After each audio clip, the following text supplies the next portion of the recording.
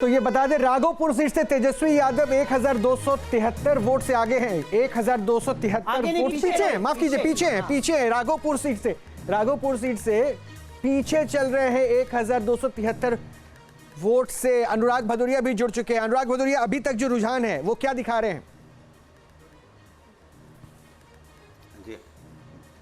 जी देखिए, जिस तरह का रुझान देखने को मिल रहा है और जिस तरह की आवाज़ें पहले भी उठी थी कि जैसे अभी एक नेता, हमारे कांग्रेस के नेता कह भी रहे थे कि चुनाव के समय में 10,000 रुपये का बांटना, इस तरह का अनाउंस करना, ये लोकतंत्र के लिए ठीक नहीं है और ये चुनाव आयोग को तब देखना चाहिए था।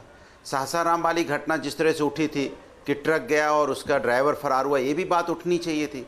तो बात तो जो विपक्ष बात उठाता है वो उसको भी चुनाव आयोग को देखना चाहिए था। दूसरी बात, देखो, लोकतंत्र में लोकतंत्र बना रहना ज़्यादा ज़रूरी है। किसी का चुनाव जीतना, किसी का चुनाव हारना इतना इम्पोर्टेंट नहीं है जितना इम्पोर्टेंट हिंदुस्तान में जो लोकतंत्र, मजबूत लोकतंत्र जो बनाया गया है बाबा साहब द्वारा, जो पुरानी जब देश की आज़ादी के बाद, वो लोकतंत्र बचा रहे।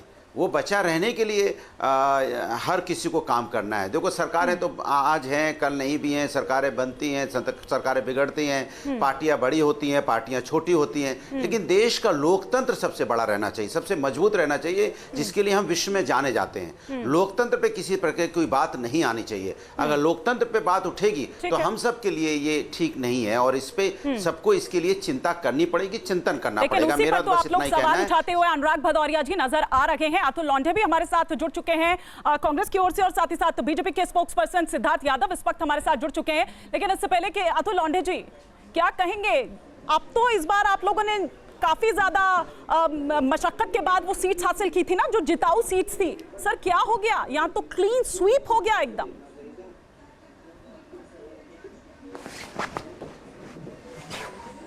नहीं, ऐसा है कि अभी भी कुछ सीटें ऐसी है जो 20 वोट से आगे है। फतुआ की सीट, कुछ सीटें ऐसी है, 65 सीटें ऐसी जो 500 के अंदर है।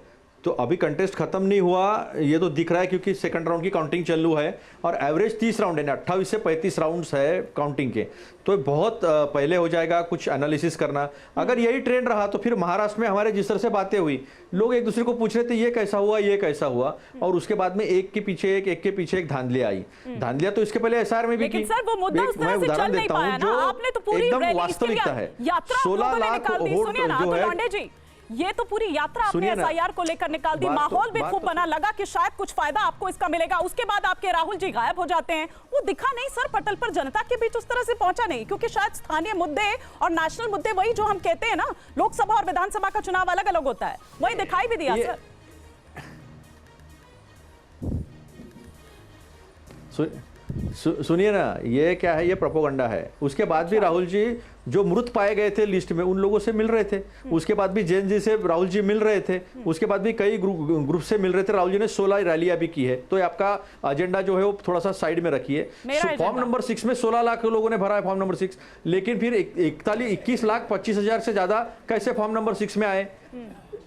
पॉपुलेशन जो है बिहार के 18 से ज्यादा, वो 8 करोड़ 22 लाख है। लेकिन वोटर कितने हैं? 7 करोड़ 42 लाख।